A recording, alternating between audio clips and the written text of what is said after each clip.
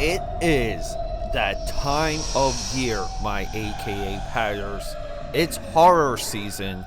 It's October.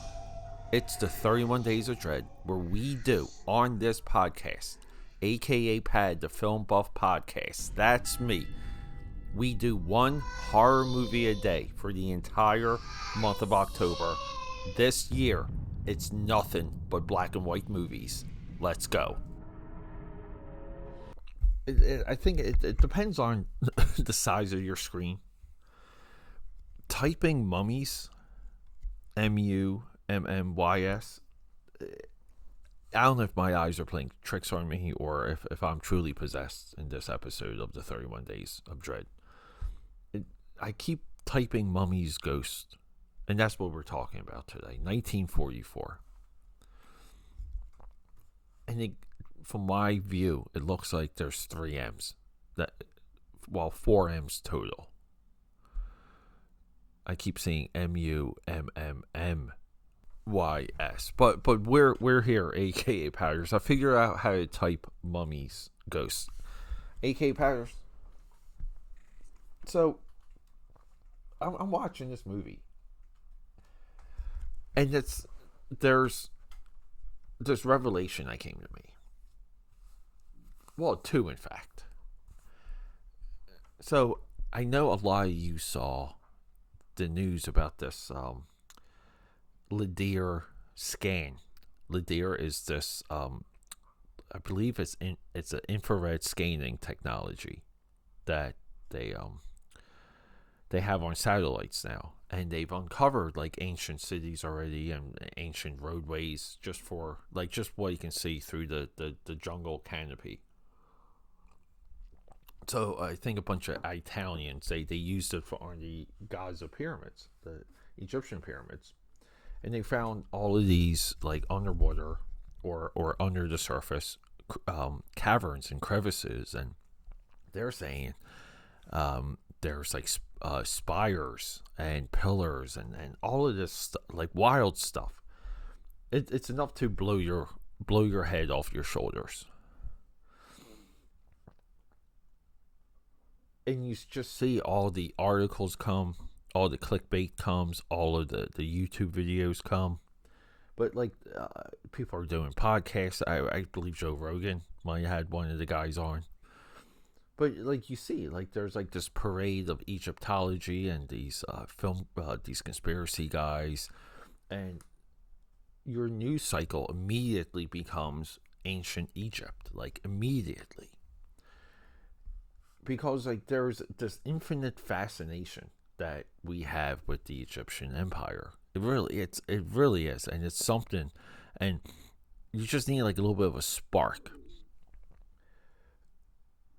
And we're connecting that interest with the Stephen Sommers, the Brendan Fraser, the '90s mummy movie, which in effect became a decent 3-movie set, by the way. But then, we go into that Tom Cruise one. That was supposed to be the birth of the Dark Universe. A cinematic film universe. But Tom Cruise, Javier Bardem, I believe, as Frankenstein. Angelina Jolie was supposed to be the bride of Frankenstein. And I think Johnny Depp, the Invisible Man. Russell Crowe as Dr. Jekyll, Mr. Hyde. And you're just like, holy crap. But they start everything with the mummy. And you want to say, like, why? Like, what? Why not start this, like, cinematic universe? And in a way, there is, like, a soft, like, 90s reboot of the Universal Monsters, starting with that Brendan Fraser, where we get Rise of Dracula and Wolfman and so on and so forth. So why is it? Like, why do we get, like, back to back, the Universal Monsters are back, like, awareness? Like, why does it become this franchise? Like, why does it become the Mummy? And I realized that while I'm watching this, because we're getting a little bit of the same stuff, and I want to say this is, but I think this is the 3rd of the Mummy movies. This follows 2 years prior, The Mummy's Tomb, 1942. I'm sorry, this is the fourth one, The Mummy's Hand, 1940, or the first one. I'm sorry, the first one, The Mummy's Hand, 1940. And then we get The Mummy's Tomb, 1942, and two years later, The Mummy's Ghost, 1944. Within the same year, we get The Mummy's Curse. Isn't that correct? So, in a handful of years, we get 4 Mummy movies. And I realized that even though we're kind of retelling the first movie in this one, there's this absolute fascination when we have our know-it-all characters speak about Egyptian mythology and lore. And when we see the sarcophagus, and we see these tombs, and a lot of the setting for this movie is we're within a museum. We're not in like Egypt so much. I mean, right? Like I'm just talking like visually.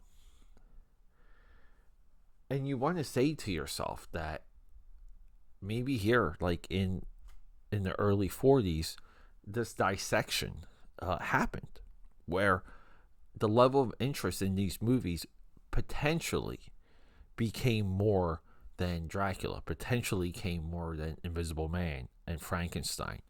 You could always have Dracula there, but people, when you continue that story, when you continue the story of Frankenstein, it's not exactly good.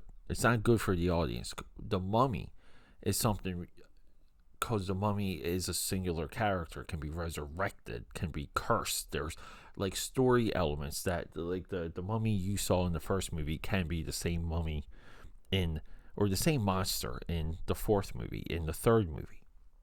And we're dealing with, again, like resurrected spirits, resurrected souls, past lives. We have all of it here. But then, the Mummy kills in this one. I mean, he pushes the guy like right to his death in the final scene. A hell of a fall too, by the way. And we get into Frankenstein. One of the things we always liked about Frankenstein is he's a slow-moving mass of terror. He's slow-moving to the point that you see it coming and you can't get out of the way. And if Frankenstein grabs you, it gets close enough, you're dead. So the Frankenstein will wait in the shadows, will come to you while you're sleeping at night. But we know Frankenstein is a good-natured, right? He's got a heart of gold. But he's confused, and this would, again, why we love the character Frankenstein for Universal. He's a tortured soul.